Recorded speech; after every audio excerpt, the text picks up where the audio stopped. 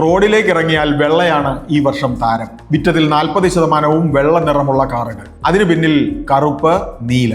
അന്താരാഷ്ട്ര തലത്തിൽ കറുപ്പിനോടുള്ള പ്രിയമാണ് ടോപ്പ് ഗിയറിൽ. കൂട്ടത്തിൽ പറയാം, 2025-ൽ 70-ലധികം വെറൈറ്റി കാറുകളാണ് ഇറങ്ങാൻ പോകുന്നത്, 30ഉം ഇലക്ട്രിക്. 2024 തീരുമ്പോൾ ഏത് നിക്ഷേപമാണ് കൂടുതൽ ആകർഷകം? സ്വർണമാണ് മിന്നിത്തിളങ്ങിയത്. ഓഹരി വിപണി ആദ്യ പകുതിയിൽ തിളങ്ങി, പിന്നെ ചാഞ്ചാട്ടം. സ്ഥിര നിക്ഷേപം ഭദ്രം, പക്ഷെ തെളിമ പോരാ. റിയൽ എസ്റ്റേറ്റ് മങ്ങിപ്പോയി. ഒരിടത്തു മാത്രമാകരുത്. വൈവിധ്യവൽക്കരണമാണ് നല്ല സമീപനമെന്ന് നിക്ഷേപകരെ ഓർമ്മിപ്പിക്കുകയാണ് 2024. 2025 തുടങ്ങുമ്പോൾ ധനകാര്യ മേഖലയിൽ ശ്രദ്ധിക്കാൻ പലതുണ്ട്.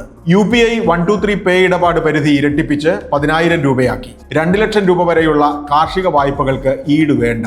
EPF വരിക്കാർക്ക് ATM വഴി അക്കൗണ്ട് തുക പിൻവലിക്കാൻ അവസരം വരുന്നു. ബാങ്ക് നിക്ഷേപ നോമിനി വ്യവസ്ഥകളിലും മറ്റും മാറ്റം. കാറിന് വില കൂടും. കഴിഞ്ഞ സാമ്പത്തിക വർഷത്തെ ആദായ നികുതി റിട്ടേൺ ഇനിയും സമർപ്പിക്കാത്ത വ്യക്തികൾക്കും പുതുക്കാനുള്ളവർക്കും ജനുവരി 15 വരെയുള്ള 15 ദിവസത്തേക്ക് സാവകാശം നീട്ടി നൽകി സർക്കാർ. ലേറ്റ് ഫീ അടയ്ക്കണം. ബിസിനസ്സുകൾക്ക് ഈ അവസരമില്ല. കേന്ദ്ര ബജറ്റിന് ഇനി 1 മാസം മാത്രം.